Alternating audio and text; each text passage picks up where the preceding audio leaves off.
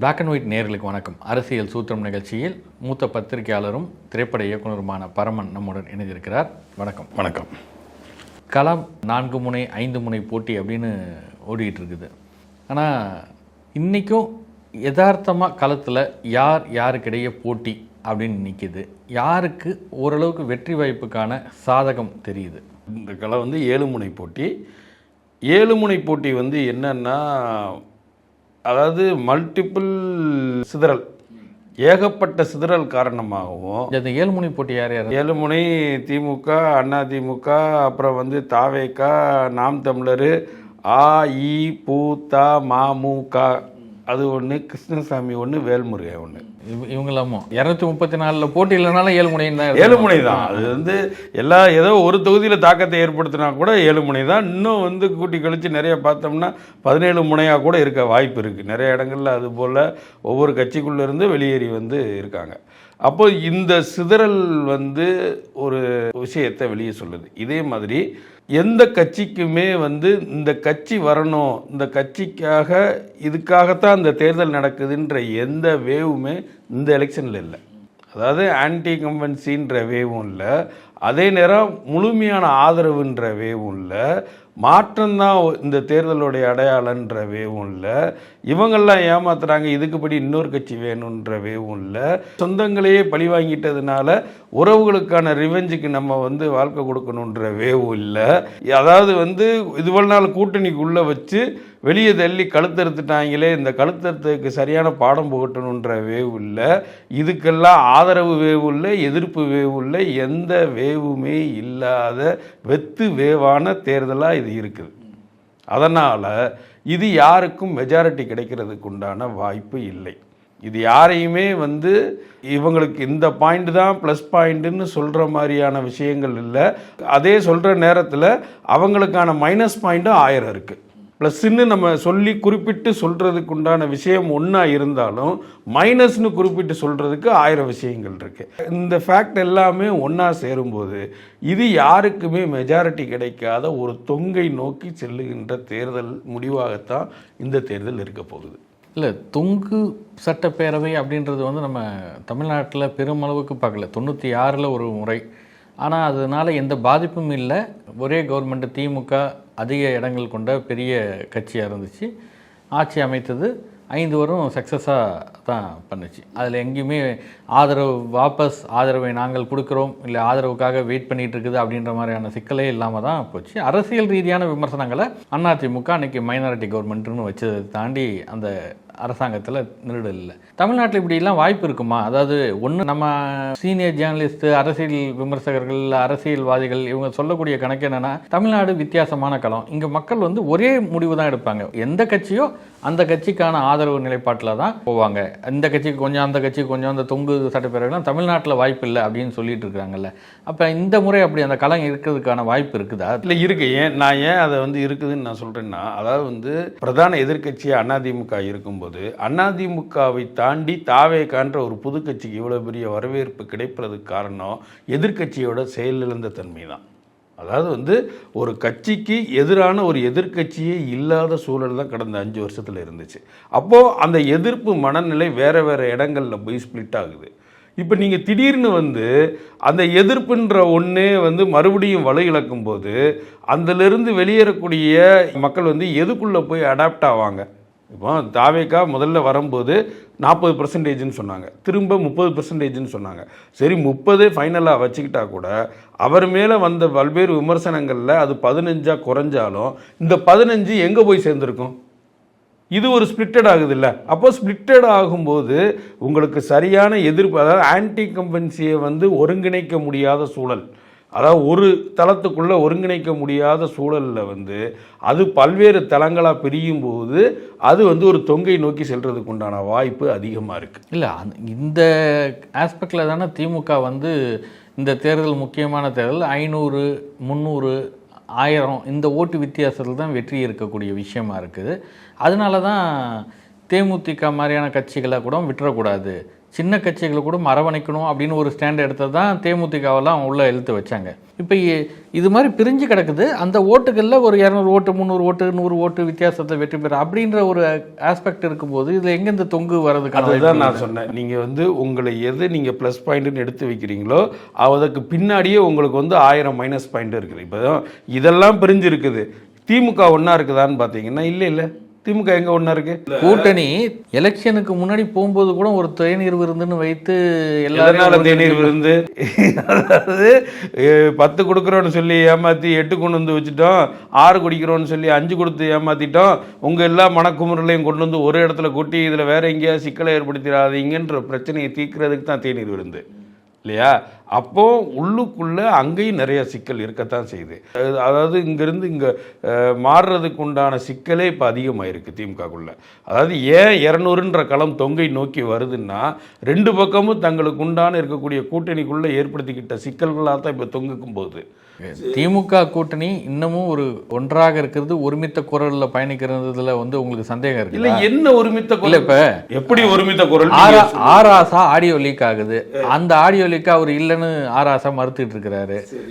ஆனா எடப்பாடி பழனிசாமி ஆராசா பேசிய விவகாரம்னு மேடையில் பேசுறாரு. இதை ஸ்டாலின் வந்து கருணாநிதியை பற்றி அவதூறாக பேசுகிறதா, அவரை சிறையில் வைக்க முடியுமா, அவர் சிங்கம்லாம் பேசினார். வைகோ இந்த எடப்பாடி பழனிசாமி விமர்சனத்துக்கு கண்டனம் தெரிவிக்கிறாரு. மார்க்சிஸ்ட் கம்யூனிஸ்ட் பே சண்முகம் கண்டனம் தெரிவிக்கிறாரு. அப்போ கூட்டணியிலேருந்து ஒரு பிரச்சனைனா வராங்கல்ல? இல்லை, அதான் என்னென்னா, நீங்கள் வெளியிருந்து யாராவது பேசுனா கண்டனம் தெரிவிக்கிறாங்க. இப்போ இதே திரும்ப போட்டியிடுறேன்னு சொல்லிட்டு வேண்டான்னு சொல்லி பின்னடிச்சிட்டாரு காட்டு மன்னார் கோயிலிருந்து. இப்போ இதே கமலஹாசன் போட்டியில்லைன்னொடனே திரும்ப வந்து கடிதம் எழுதினாரா இல்லையா? இப்போ திருமாவளவன் போட்டியிலேருந்து வாபஸ் வாங்கினதுக்கு எந்த கூட்டணி கட்சியாவது இது வரைக்கும் வந்து அழுத்தம் கொடுத்துருக்கீங்களா? நீங்கள் குறைஞ்சபட்சம் கமலஹாசனாவது சொல்லணும்னு நினைக்கிறீங்க. நீ சொல்லணும்ல. நீங்க அதாவது ஏன் போட்டி இல்ல, அவருக்கு வந்து அவர் சின்ன வாய்ப்பு கொடுங்க அப்படின்னு எவ்வளவு ஜனநாயகத்தன்மையோட திரும்ப கேட்டாரு. இப்ப திரும்ப காட்டுமன்னார் கோயில்ல இருந்து வேண்டான்னு சொல்லி அவரே முடிவு எடுத்திருந்தாலும் நீங்க கூட இருக்கக்கூடிய சமூக நீதியை பேணுகின்ற ஒத்த சிந்தனையில் இருக்கக்கூடிய எல்லாரும் சேர்ந்து தானே உங்க கூட்டணியில் இருக்கிறீங்க. ஒரு தலித் லீடர் பேக் அடிக்கிறதுன்றது வெறும் அவருக்கான பின்னடைவு கிடையாது, இந்த சமூகத்துக்கான பின்னடைவுன்னு நினைச்சு நீங்க எல்லாரும் சேர்ந்து திமுக அழுத்தி இருக்கணுமா இல்லையா? ஏன் எல்லாருமே வாயை புத்திட்டு இருக்கீங்க? எல்லோரும் எதிர்பார்த்துட்டு இருந்திருக்கிறாங்க. திருமாவளவன் காட்டுமன்னார் கோயில்ல போட்டியிடக்கூடாதுன்றது திமுக மட்டுமல்ல, திமுக கூட்டணி கட்சிகளும் எதிர்பார்த்து கொண்டிருந்தது. நம்ம நினைத்ததை திருமாவளவன் செய்து விட்டார், அதனால அமைதி காத்துருவோன்றதுனால இருக்கு. இவங்க நடந்துக்கிற முறையை பார்த்தா குறைந்தபட்சம் கம்யூனிஸ்ட் கட்சிகளாவது இதுக்கு வந்து வாயை திறந்திருக்கணும். வாயை திறந்தா என்ன ஆகும்? நீங்க சொல்றது படி பார்த்தா கம்யூனிஸ்ட் கட்சி விட்டுருங்க, தனக்கு இப்பதான் 10 நாளைக்கு முன்னாடி ஆதரவு தெரிவிச்சவர் திருமாவளவன். அதாவது முதல்ல இந்த மாதிரி தியாகம் பண்ணியிருக்காரு அப்படின்னு வாழ்த்து தெரிவிச்சாரு. சாயந்தரமே என்ன சொன்னாரு, அவர் அப்படி சொல்லியிருந்தாலும் நம்ம விடக்கூடாது, அதனால ஸ்டாலின் தலையிட்டு அவருக்கு 4 பக்க கடிதம். ஆமா, ஒரு பக்கம் கிடையாது, 4 பக்க கடிதம் வந்து கமலஹாசனுக்கு டப்பு கொடுக்குற அளவுக்கு எழுதி கொடுத்து அனுப்பிச்சாப்புல. அப்போ நீங்கள் வந்து குறைந்தபட்சம் அவரை போய் வீட்டில் போய் பார்த்து, ஐயா இதெல்லாம் வந்து நல்லது கிடையாதுயா இப்படின்னு சொல்லியிருந்தா, ஒருவேளை அது கமலஹாசன் சொல்லி திருமாவளவன்கிட்ட நீங்கள் கொஞ்சம் சொல்லுங்கள் கட்சியில் போட்டிடணும்னு நினைக்கிறாங்க அப்படின்றதுக்காக சொல்லி கோரிக்கை வைக்கப்பட்டு அப்படி வர கமலஹாசன் கோரிக்கை வச்சிருப்பாரு. கமலஹாசன் வைக்கிற ஒரே கோரிக்கை ரெட் ஜெயின்ல 2 படம் தான், வேற எந்த கோரிக்கையும் திருமாவட்டெல்லாம் போய் வைக்க அவர் வந்து அவர் திருமாட்டம் என்ன இருக்கு வைக்கிறதுக்கு? அரசியல் ரீதியாக அவர் அரசியல் கட்சியவே கலைச்சிட்டாரு. எம்பி எலெக்ஷனையும் போட்டி இல்லை, எம்எல்ஏ எலெக்ஷனையும் போட்டி இல்லை. அவருக்கு ஒன்று வந்து தியேட்டர்ல படம் போறது மட்டும்தான் இப்போதைக்கு இருக்கக்கூடிய சிந்தனை. இது எதுக்கு கட்சி ஆரம்பிச்சாரு, இது எதுக்கு கூட முன்னாடி வெள்ளை வேட்டி வெள்ளை சட்டை உடுத்தி இத்தனை பேர் திரியிறாங்கன்னு தெரியல கமலஹாசன் முன்னாடி.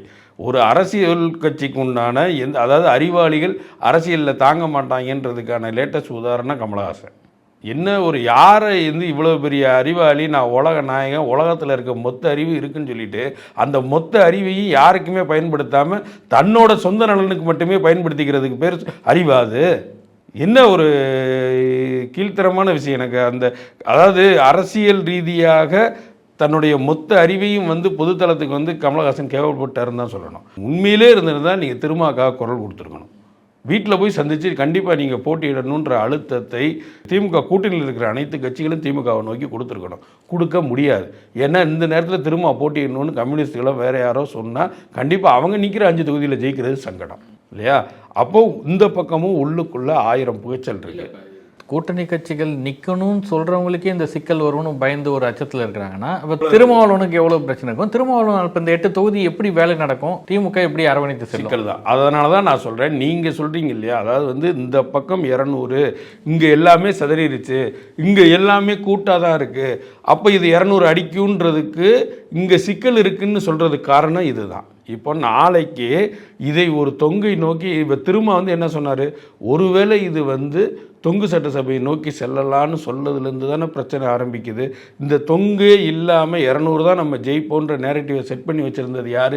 திமுக செட் பண்ணி வச்சுருந்துச்சு இல்லையா? அந்த நேரட்டிவை உடைக்கிறாரு. திரும்ப உடைச்சது தான் அவங்களுக்கு இப்போ இவ்வளோ கஷ்டப்பட்டு உருவாக்கப்பட்ட நேரட்டிவை நீங்கள் உடைக்கிறீங்க. அதுவும் கூட்டணிக்குள்ளேருந்து வெளியேறாது இருந்து சொல்லியிருந்தா கூட ஓகே, கூட்டணிக்குள்ளே இருந்தே நீ சொல்கிறது மேற்கொண்டு இந்த சிக்கலை திரும்ப நிற்க எல்லா இடத்துலையுமே இந்த பிரச்சனை வந்துக்கிட்டே இருக்கும்னு தான் திரும்ப பேக் அடிக்க வச்சுறாங்க. இப்போ திரும்ப பேக் அடித்தாலும் அந்த சம்பந்தப்பட்ட அவர் பேசிய வார்த்தை உயிர் போட தான் இருக்குது இல்லையா? அப்போ உயிர் போட இருக்க போய் தானே நீங்கள் வந்து அந்த பிரச்சனைக்குள்ளே இருக்கக்கூடிய தீவிரத்தன்மையை உணர்ந்து தானே இந்த வேலையை நீங்கள் செய்கிறீங்க. இப்போ நாளைக்கே தொங்கு வந்தால் திமுக கூட்டணியில் இந்த தொங்கை கூட்டணி ஆட்சியாக மாற்றணும்னு சொல்லி குரல் கொடுக்கக்கூடிய கட்சிகள் முதல் 2 கட்சிகள் நீங்கள் சொல்லுங்கள் யார் இருப்பான்னு? காங்கிரஸும் விசிகா தான் இருக்கும் இல்லையா? அப்போ காங்கிரஸும் விசிகாவும் இந்த கூட்டணிக்குள்ளே இருந்து நாளைக்கு ஜெயிச்சா இந்த குரலை நோக்கி வைப்பாங்கன்னா இவங்க 2 பேர்த்தையும் யார் ஜெயிக்க விடுவா? வாய்ப்பே இல்லை. எப்படி நீங்கள் விசிகா 5 தொகுதி ஏடிஎம்கேக்கு எதிராக நிற்கிது, மிச்சம் இருக்கிற 3 தொகுதியில் ஒரு தொகுதியில் அமமுகவுடையும் 2 தொகுதியில் பாமக கூடயும் போட்டி போடுது. இப்போ இந்த 5 தொகுதி விசிகா ஏடிஎம்கே கூட போட்டிடுற தொகுதியில் எந்த தொகுதியிலையா ஜெயிக்க முடியுமா? ரொம்ப ரொம்ப டஃப்பு. அங்கே திமுக ஒர்க் பண்ணலைன்னா, அதாவது வந்து திரும்ப பெயர் எழுதாத பானை சின்னம் மட்டும் வரேன்னு சொல்லி வட தமிழ்நாட்டில் திமுக காரங்களே சொல்கிறாங்க. அப்போ கம்யூனலாக அவ்வளவு பெரிய பாலிடிக்ஸ் உள்ளே இருக்கும்போது, அதாவது கிருஷ்ணசாமிக்கு சொல்லுவாங்க, நீங்கள் கேள்விப்பட்டிருப்பீங்கன்னு நினைக்கிறேன், ஓட்டப்பிரகாரத்தில் கிருஷ்ணசாமி ரெட்டலையில் நிற்கும்போது அவர் கூட கூட்டணி ஓட்டு கேட்டு போகிற ஏடிஎம்கேக்காரன் முறை கிருஷ்ணசாமிக்கு பின்னாடி இருந்து உதயசூரியனுக்கு ஓட்டு போட்டுன்னு சொல்லுவாங்க. அப்போ அந்த அளவு திமுக அதிமுகக்குள்ளே ஆதிக்க ஜாதின்றது அதோடைய ஜாதியினுடைய உச்சக்கட்ட கோருன்றது இருக்கத்தான் செய்யும். அப்போ இந்த 5 தொகுதியையும் நீங்கள் கரையேறி மேலே வர்றது சங்கடம். நான் ஏன் சொல்கிறேன்னா, இப்போ அலைன்ஸ் இருக்கு இல்லையா, இப்போ டிஎம்கே அலைன்ஸ் இருக்குது. டிஎம்கே அலைன்ஸில் எதிர்த்து ஏடிஎம்கே போட்டி போடுற தொகுதி 38. இப்போ ஏடிஎம்கே அலைன்ஸ் இருக்கு இல்லையா, அதை எதிர்த்து டிஎம்கே போட்டி போடுற தொகுதி 40, 38. இந்த 40ல் டிஎம்கே எத்தனை ஜெயிக்கும்னு நினைக்கிறீங்க? மேக்சிமம் 30 ஜெயிச்சிடாதா? இந்த பக்கம் 38ல் மேக்சிமம் 30 ஜெயிச்சிடாதா? இது வந்து சின்னத்துக்கான வலிமை அப்படின்றது சின்னத்துக்கு இல்லை, இதை தாண்டி திமுக சர்வைவல் பண்ணும், ஓட்டை வாங்கக்கூடிய விதைகளை காட்டும். அதிமுக அது மாதிரி திமுக கூட்டணி கட்சிகள் போட்டியிட இடங்களில் அவங்களுக்கான சாமர்த்திய செயல்களை செய்யும். அதன் அடிப்படையில் ஓட்டு வரும்னு நினைக்கிறேன். 2மே இருக்கும். நீங்கள் கட்சி பலம், சின்னமும் பலம் இருக்கும். இன்னொன்று அதை தாண்டி இப்போ நான் திமுக, நான் எதுக்கு வந்து இப்போ இந்த உள்முரண்கள்லாம் இருக்குல்ல, இப்போ ஏடிஎம்கேக்காரன் நான் எதுக்கு பிஜேபியை ஜெயிக்க வைக்கணும், நான் எதுக்கு தமிழ் மாநில காங்கிரஸை ஜெயிக்க வைக்கணும்? அவங்களுக்கு நமக்கு என்ன இருக்குது? இப்போ நீங்கள் அங்கே ஃபண்டு இறக்குறது, பணம் இறக்குறது, எல்லா பிரச்சனைகளுமே இருக்குது. நாளைக்கு வந்து திமுகலேருந்து ஒருத்தர் ஜெயிச்சு வந்தால் மினிஸ்டர் ஆக போகிறாரா, அதுக்கு பக்கத்து தொகுதியில் போய் நம்ம திமுக நிற்கிற தொகுதியில் வேலை பார்த்தா அது மூலிமா நமக்கு ஏதாவது கான்டாக்ட் வரும், நம்ம தொகுதியை ஜெயிச்சு. இது அதிமுக இப்படி வச்சிடலாம், இது அதிமுக இப்படி செயல்படப்பட போகுது. ஏன்னா திமுக ஒரு நம்பிக்கை என்ன இருக்குன்னா, நாடாளுமன்ற தேர்தலில் கூட்டணி கட்சிகள் எல்லாம் திமுக வெற்றி பெற வைத்தது, களம் ஆடியது அப்படின்னு வச்சுக்கிட்டா திமுக நம்மளை கை விட்டுறாது, அதனால் நிற்போம், அவங்க வேலை செய்வாங்க, இல்லை மற்ற செயல்களெல்லாம் அவங்க ஈடுபடுவாங்க அப்படின்னு நினச்சா கூட்டணி கட்சிகளுக்கு இன்றைக்கி அது சக்ஸஸாக இருக்குமா? அந்த எதிர்பார்ப்பு ஃபுல்ஃபில் ஆகுமா, இல்லை எதிர்பார்ப்பு நிராசையாகும்? இல்லை, நீங்கள் உங்கள் பிரச்சனையை தான் நீங்கள் முதல்ல பார்ப்பீங்க. நாளைக்கு தொங்குன்னு இல்லை, திமுக அந்த இடத்துக்கு இந்த எலெக்ஷனில் வருமா வராதான்னு வந்துடும். நான் என்ன சொல்கிறேன், நீங்கள் வரல, திமுகவுடைய கூட்டணி கட்சிகளுக்கு இறங்கி வேலை பார்க்கணும், அந்த இடத்துக்கு திமுக வருமா வராது? அதுதான், அது வர்றதுக்கு உண்டான சங்கடம் தான் அதிகமாக இருக்குன்னு தானே சொல்கிறேன். நீங்கள் இவ்வளோ சிக்கல் ஆக்கிட்டீங்கன்னா நீங்கள் இப்போ 2 பேருமே மெசேஜ் தான் சொல்கிறீங்க. இப்போ திரும்பவே பேக் அடிக்க வச்சதுலேருந்து திமுக தொண்டர்களுக்கு ஒரு மெசேஜ் சொல்லுது, நான் பேக் அடித்ததுக்கு காரணம் இதுதான்னு திரும்ப ஒரு மெசேஜ் சொல்கிறாரு இல்லையா? இப்போ 2 பேருமே தொண்டர்களுக்கு ஒரு மெசேஜை நீங்கள் ஃபாலோ பண்ணிட்டீங்க. உங்களுடைய செயல்பாடுகள் ஒரு மெசேஜாக தான் வெளியே கன்வே ஆகும். அப்போ திரும்ப சொல்கிறது என்னென்னா, நான் காட்டுமன்னார் கோயிலில் போட்டியிடலனாலும் நான் கூட்டணி அமைச்சரவையில் பங்கேற்கணும்னு நான் எம்பியாக இருந்து என்னால் பண்ண முடியாதா அப்படின்னு சொல்கிறது, அது ஒரு மெசேஜ் அப்படின்றீங்க? அப்படி இல்லை, நீ திமுக நம்ம நிற்கிற தகுதியை தவிர மற்ற தொகுதியில் திமுக ஓட்டளிக்காதுன்றதான மெசேஜ் இப்போ பொற்கொடிக்கு நீங்கள் வந்து ஆதரவு தெரிவிக்கிறீங்க, ஆம்ஸ்ட்ராங் மனைவிக்கு நீங்கள் ஆதரவு தெரிவிக்கிறீங்கன்னா அந்த தொகுதியில் இருக்கக்கூடிய விசி கவர்னர் யாருக்கு ஓட்டு பண்ணணும்? அதிமுகவுக்கு தான் ஓட்டு. அவ்வளோதான், அதான் மெசேஜ். இப்போ நான் வந்து போட்டி போட இருந்த என்னைய திமுக மிரட்டி நிர்பந்தப்படுத்தி பேக் வாங்க வச்சிருச்சு. அப்போ என்னை இந்த தேர்தலில் அனுமதிக்காத திமுகவுக்கு நீங்கள் வாக்களிக்கணுமான்ற கொஸ்டின் வந்து இன்புல்டான மெசேஜ் விசிகாவுக்கு போகுதா இல்லையா? இதை எப்படி கீழே விசிகாவினர் எடுத்துக்குவாங்க? இதை எப்படி திமுக நீங்கள் வந்து போட்டியிட இருந்த திருமாவை பேக் அடிக்க வச்சு தலைவர் வந்து அவரை வந்து போட்டியிடாமல் செஞ்சுட்டாரு. அப்போ என்னன்னா விசிகா இருக்கிற 8 தொகுதியில் 5 தொகுதியில் என்னென்ன செய்யணுமோ அதை செய்யணுன்றது தான் மெசேஜ்னு திமுக காரங்களுக்கு கன்வே ஆயிருக்குமா ஆயிருக்காதா? அதுதானே இஷ்யூ. இல்லை, ஒருவேளை திருமா வந்து காட்டுமன்னார் கோயிலில் போட்டிடுறதுக்கு முன்னாடி திமுக தலைமைகிட்ட நான் வந்து எம்பி ரெசிக்னேஷன் பண்ணிக்கிறேன் அப்படி சொல்லிட்டு வராமல் இருந்தது, அந்த மாதிரி ஈகோ கிளாஷ் அப்படின்னு பார்க்க அது ஈகோலாம் இருக்காது, வாய்ப்பே இல்லை சார். அதான் என்னென்னா ரொம்ப சிம்பிள். தொங்கா இருந்தால் நாளைக்கு வந்து சிக்கல். திரும்ப வந்து லீடர், நீங்கள் வேறு யாராவது எம்எல்ஏவாக 8 பேராக இருந்தாங்கன்னா அது வெறும் எம்எல்ஏ கணக்கோட போயிடும். சரி, இந்த சட்டமன்ற தேர்தலில் தொங்கு தான் வரும். தொங்குதான்றது நான் உறுதியாக ஏன் சொல்கிறேன்னா இந்த கால்குலேஷன் அதாவது உங்களை தொங்கு நோக்கி கொண்டு போய் நிற்பாங்க. சரி, அப்படி ஒரு சூழல் அமையுது, என்ன நடக்கும்? இல்லை, அப்படி ஒரு சூழல் நான் என்ன சொல்றேன்னா, நீங்கள் தனி மெஜாரிட்டி அதிமுகவோ வரட்டும் இல்லை திமுகவோ வரட்டும் அப்படின்னா, இல்லை திமுக தான் வரும் ஆனால் தொங்கு, எதை வைத்து நம்ம ஒரு முடிவுக்கு வரலாம்? ஒன்று அதிமுக வரும் தொங்குல நிற்கும், இல்லை திமுக ஓரளவு சிங்கிள் பார்ட்டியாக ஒரு அதிக எண்ணிக்கையில் வரும் அங்கே தொங்கு நிற்கணும் அப்படின்னா நீங்கள் எதை சொல்லுவீங்க? அதாவது இந்த 21 தொகுதி 2 சின்னமும் இல்லாத 21 தொகுதி இருக்கு இல்லையா, அதுதான் யார் ஆட்சிக்கு வரப்போகிறான்றதை தீர்மானிக்க போகுது. அந்த 21 தொகுதியில் அதிகமாக இருக்கக்கூடியது பிஜேபியும் காங்கிரஸு தேமுதிக, இந்த 3 தான் வந்து அதிகமாக இருக்குது இந்த 21 தொகுதிகளுக்குள்ள. அப்போ 5 சீட்டு 10 சீட்டு வச்சிருக்க கட்சிகள் தான் யார் ஆட்சிக்கு வரணுன்றதை தீர்மானிக்க போகுது. இதை இப்படியும் இன்னொரு ஆங்கிலையும் யோசிச்சு பாருங்க. மெஜாரிட்டியோடவே 120 திமுக ஜெயிச்சா கூட பிஜேபியை எதிர்த்து நிற்கக்கூடிய திமுக அமைச்சர்கள் மேலே எல்லார் மேலேயும் வழக்கு இருக்குது. 14 அமைச்சர்களுக்கு எதிராக பிஜேபி நிற்கிது. இந்த 14 அமைச்சர்களும் குற்ற வழக்கு நிறுவனமாகி அவங்க வந்து எம்எல்ஏ பதவி தகுதி நீக்கம் செய்யப்பட்டால் என்ன ஆகும்? அப்போ எதை நீங்கள் மெஜாரிட்டியே பெற்றாலும் இதை தொங்காக்குறதுக்கு உண்டான வாய்ப்பு மேலே இருக்குது. அதான் பாஜகவும் இதை தொங்காகணும்னு நினைக்குது. மக்கள் மனநிலையும் அப்படி யாருக்குமே மெஜாரிட்டி கொடுக்குற அளவுக்கு எந்த வேவும் இல்லை. அவங்க மனநிலையும் தொங்குல தான் இருக்குது. உறுதியாக யாரையும் நம்பக்கூடிய நிலையிலே மக்களும் இல்லை. மாற்றம்னு வந்தவரையும் நம்ப முடியலை, இது வரைக்கும் செஞ்சுக்கிட்டு இருந்தவரையும் நம்ப முடியலை, செஞ்சவெல்லாம் தப்புன்னு சொல்கிறவரையும் நம்ப முடியலை. எதுவுமே நம்பிக்கைக்குரியதாக இல்லைன்றதுனால எல்லா பக்கமும் தொங்குறது. அதே மாதிரி நீங்கள் அவங்க எடுத்துக்கிட்டிங்கன்னா பாஜக இங்கே ஜெயிச்சு ஆட்சியை பிடிப்பதற்கு உண்டான வாய்ப்பு இல்லை. அப்போது தனக்கு சாதகமான யாராவது ஒருத்தரை தேவை என்றால் அதை வந்து தேர்தலுக்கு பிறகு அரசியல் காய் நகர்த்துறது ஈஸி அவங்களுக்கு.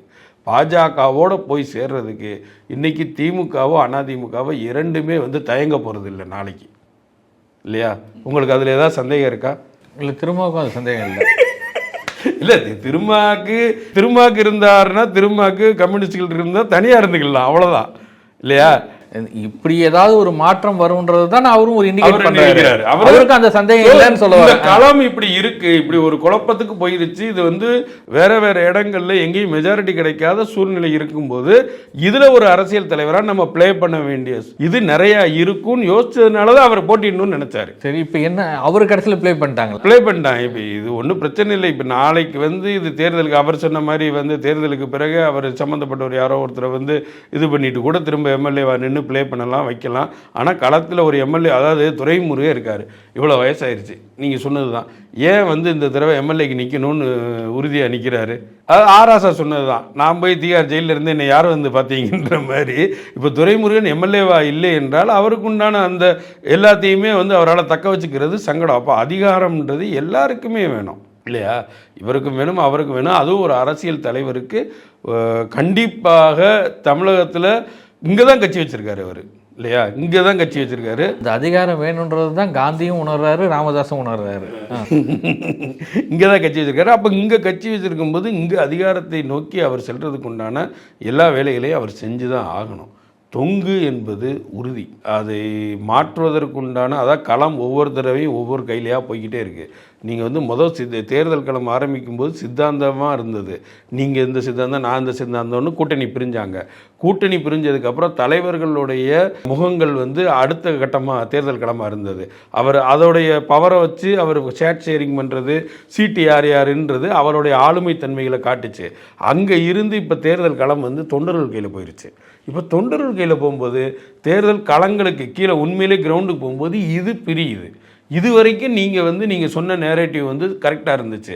களத்துக்கு போனோடனே அந்த நேரேட்டிவ் உடையும் போது அதுக்குண்டான ஒரு ஸ்டாண்டை வந்து எடுக்க வேண்டிய தேர்தல் வியூகத்தை, ஏன்னா ஒரே மாதிரி ஒரு தேர்தலுடைய மொத்தமும் இருக்காது. அரசியல்ன்றது இன்றைக்கு ஒன்று நாளைக்கு ஒன்று தான் இல்லையா, சூழலுக்கு பொறுத்த மாதிரி மாறிக்கிட்டே தான் இருக்கும். களத்துக்கு போனோடனே தேர்தல் களம் மாறிடுச்சு, அந்த சூழலும் மாறிடுச்சு. அப்போ இது தொங்கை நோக்கி போகுது. உள்ளே போகும்போதே உங்களுக்கு வந்து யாருடைய கூட்டத்துக்கும் இப்போ பிரச்சாரம் பண்ண போகிறாங்களே மக்கள் வந்து யாரையா ஒருத்தர் ஆதரித்து வர்ற இடத்துல வந்து நீங்கள் தான் ஐயா உங்கள் பின்னாடி நான் வாரையான்னு எந்த அரசியல் கட்சிக்காவது ஒரு 10 பேராவது போகிறாங்களா? போகிறதே இல்லை. அப்போ போகிறது இல்லைன்னா அவங்களுக்கு எந்த அரசியல் கட்சியின் மீதும் நம்பிக்கை இல்லை. எந்த ஒரு அரசியல் கட்சியும் பெரிய அலையை உருவாக்கலை. இந்த அலைன்னு சொல்லி உருவாக்கலை. விஜய் உள்பட விஜய் உருவாக்கின அலையை அவரே குறைச்சிக்கிட்டார். ரொம்ப உயரமாக இருக்குது, சுனாமி மாதிரி இருக்குது, நம்மளே கொஞ்சம் குறைச்சிக்குவோன்னு குறைச்சி கடைசி அது கம்மால நீரில் வந்து தண்ணி அடிக்கும் பாருங்க, அது மாதிரி மாறி நிற்கிது. அதனால தான் சொல்கிறேன், அந்த ஃபெயிலியரும் சேர்த்து தான் சொல்கிறேன். நீங்கள் அதை வந்து தேர்தலுக்கு அப்புறம் அந்த ஃபெயிலியர் அவங்க அட்டன் பண்ணியிருந்தா கூட பரவாயில்ல, தேர்தலுக்கு முன்பே அந்த மாற்றம் நினைச்சது ஃபெயிலியர் ஆகுது. அப்போ அந்த விரக்தி வந்து உங்களுக்கு யாரையுமே விரும்புவதற்கு உண்டான மனநிலைக்கு கொண்டு போய் சேர்க்கல. நன்றி. நன்றி.